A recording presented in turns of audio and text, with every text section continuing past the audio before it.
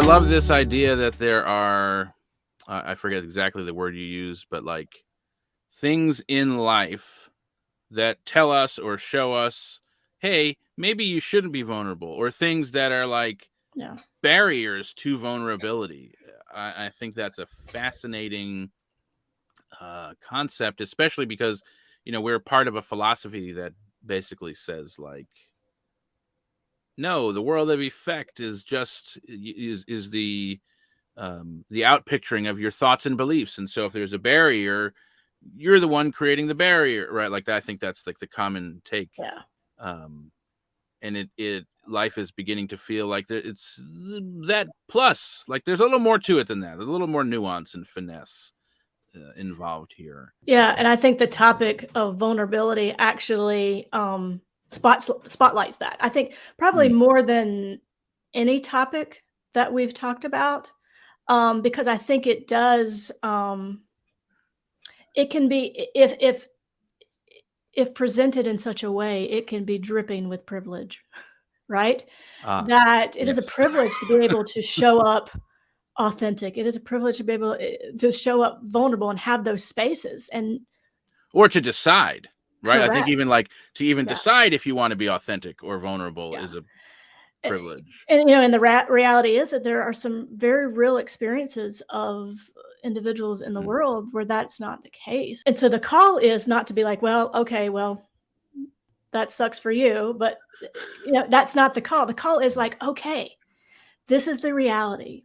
The reality is not everyone can show up as their full like big ass self, right? And so how can we collectively how can we begin to create those spaces and foster that and create like the new normal, right?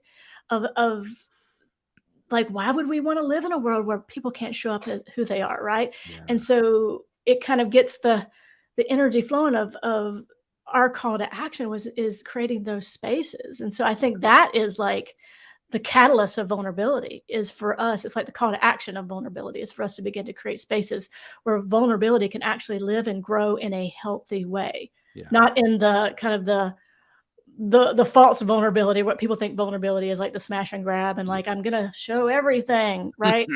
But I think that for me is the most important topic or a little piece of this conversation.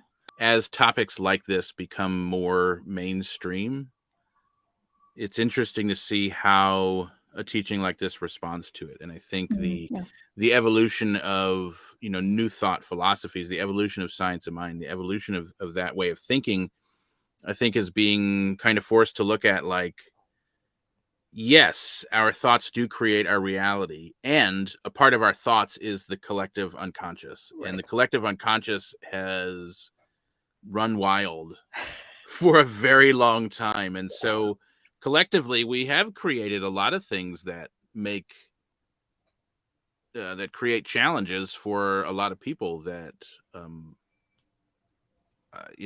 as part of that privilege, I think have gone undiscussed in mainstream conversations for a long time. But it was interesting when you said that in your segment about there being like this perception of external influences. Very strange thought came to mind. Have you ever seen the show The Toys That Made Us? No. Okay. So there's this series, there's actually a couple of them on Netflix. One is like the movies that made us, the toys that made us, the video games. Oh yes, I've seen the movies that made us. Yeah. Yeah. Got it. So the Toys That Made Us is all about like these like action figures and toys and Legos and all that kind of stuff. Like the big like toys from mostly 80s, 90s, but there's some stuff before that. One of the episodes was on He-Man. They're literally interviewing the people who made the toys, who designed the show, like these are the people who are responsible for that character in that show, whatever. And what they said basically was they did all of these like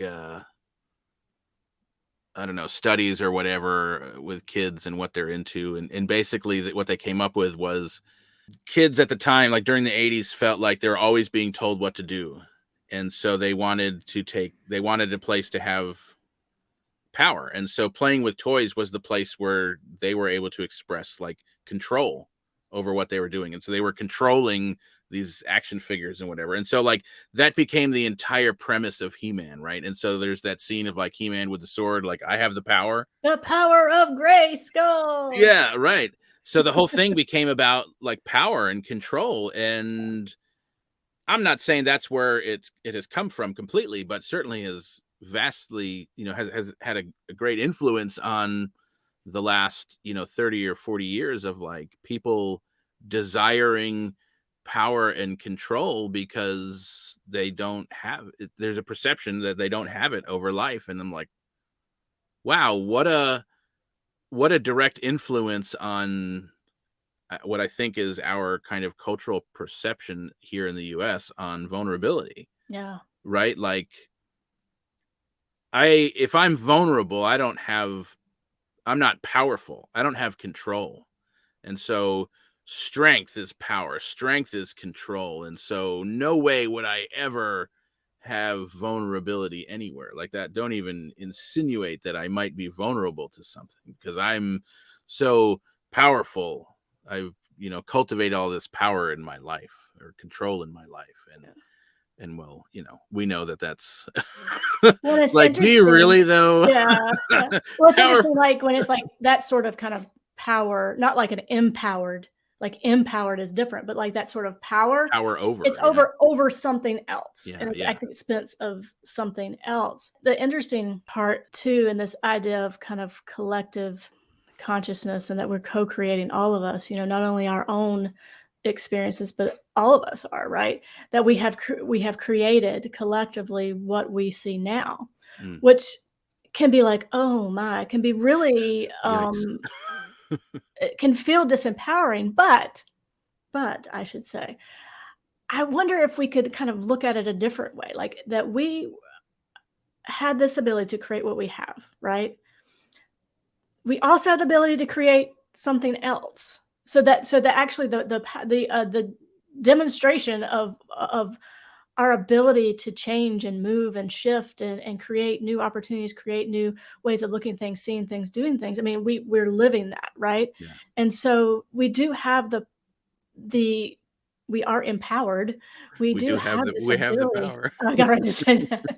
We have the power. Yeah.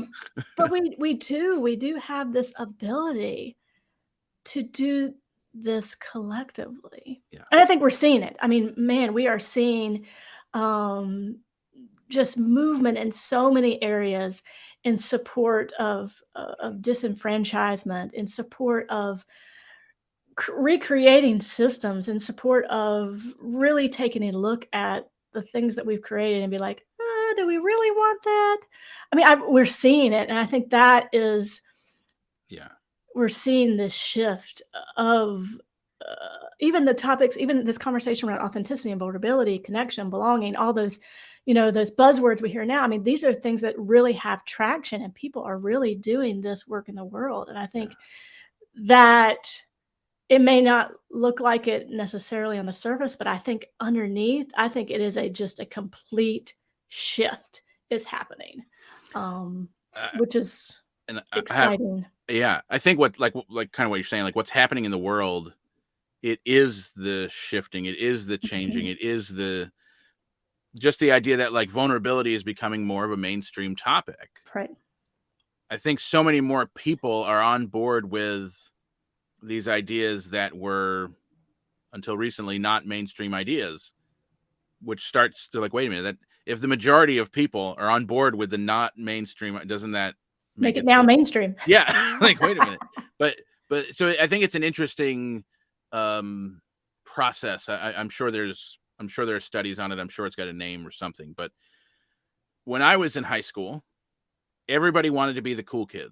Like you wanted to be in like the popular crowd, and it was it was very clicky, and you had like your groups, but you wanted to be like the narrative of like social life at that time was you should want to be in the cool and popular Yeah. group, right? Okay, well, fast forward however many years later it is now, which is way more than I'd like to think. um working with high school kids, it is now no longer cool to be the cool kid. Being cool is not cool anymore. Like the cool kid had a very specific look and Persona. feel and Yeah. persona, Yeah. right? And it is now not cool to be the cool kid. It's in to be the outcast, or like the whatever other group. Like, what defines you? What's unique about you? What puts you on the outskirts? Like, you don't want to be like the cool kid. Almost doesn't exist anymore. Like, Yeah. it's almost entirely faded out. And I think at the same time, the narrative still is like the existence of the cool kid. But there, who, where? I don't, like Well, it the sounds like authenticity is the cool kid now, yeah, right? The right. authenticity. Authenticity is now cool. Authenticity is in, and so It's about time.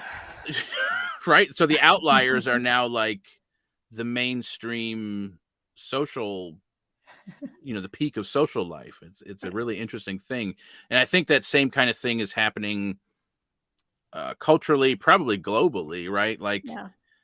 there's this big shift that gets talked about like it's the underground movement, and yet I'm pretty sure it's like the vast majority of people are leaning one direction in terms of how we would like life to show up. And yet the mainstream conversation, right, like in news, in advertising, in like the He-Man thing, like that advertising for that kids show had so much influence on that whole generation of people, Yeah. of power. I've got the power. Like, it's all about getting the power. And so I think like that, mainstream narrative is still like the cool kid. And we're like, I don't know. I don't think Y so. You know what I think too? I think people are tired, right? I'm Yeah. tired. It's like when you go to, like, a party and it's like, "Oh, you really don't wanna be here, but you're acting like you do," right? So this inauthentic, "Hello, everyone," Yeah. and Yeah. then you get home and you're like, "Ugh, I can get in my sweatpants and I can do whatever and lay on the couch," and it's just like this Mm-hmm. feeling of rest, and so that's like Yep. authenticity. So I think that's what people are tired.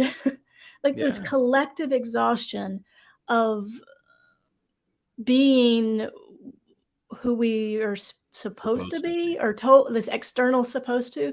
And I think that there's a shift Mm. because I think we've reached this collective exhaustion of, no, we're just tired now. We don't even care. Yeah, I want to do It's like, that. Not playing that game anymore, thanks. well, and because I think that in the reality of the brevity of our experience here on earth, it's like, oh, I think it's this collective like light switch of, there's not a lot of time that we have in this sort of Yeah. existence right now, right? Yeah. And I would like to spend my time being myself and being happy and being exploring what that looks like and exploring what is my unique thing to bring to life. And that takes vulnerability.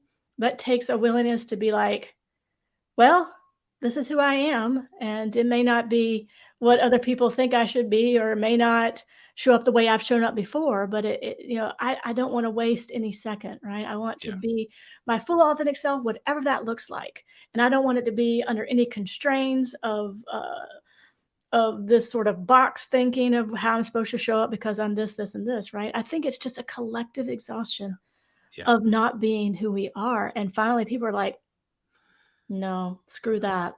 Let's just, Yep. and I think this is this new wave of like bucking the system, right?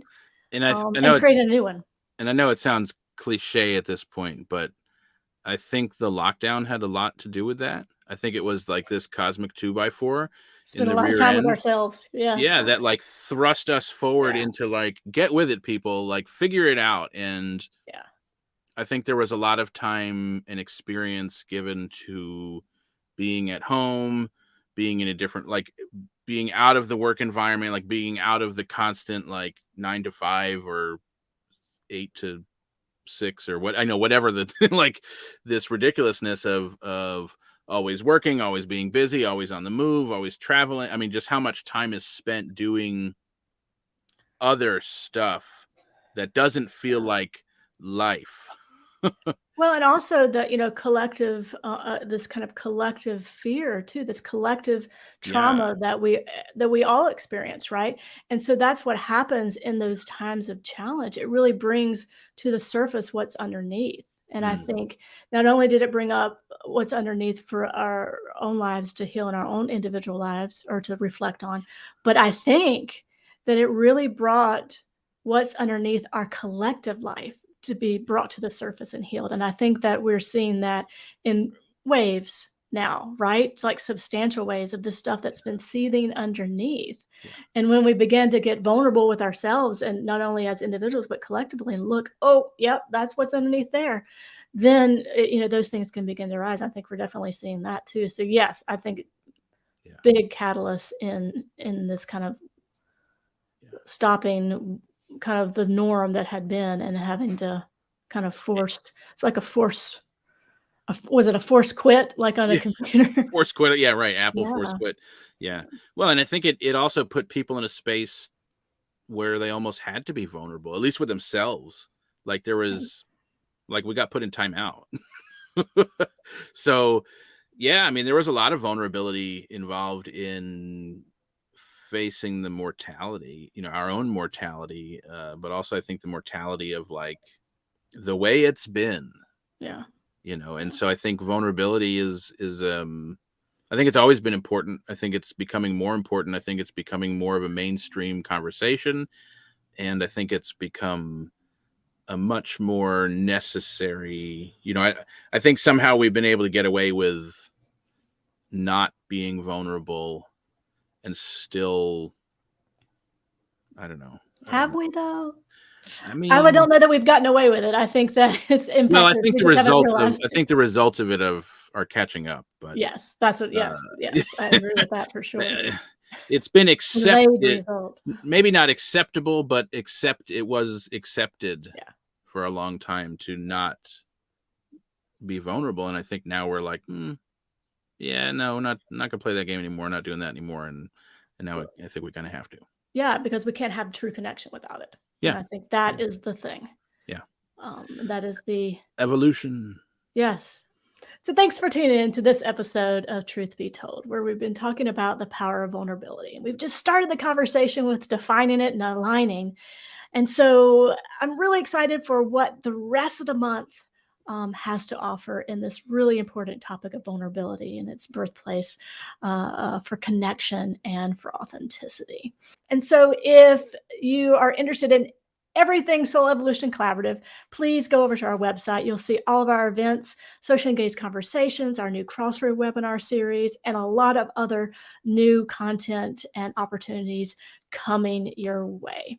And so if we don't see you Thursday or at any of these other events, we'll see you back here next week at Truth Be Told 2.0.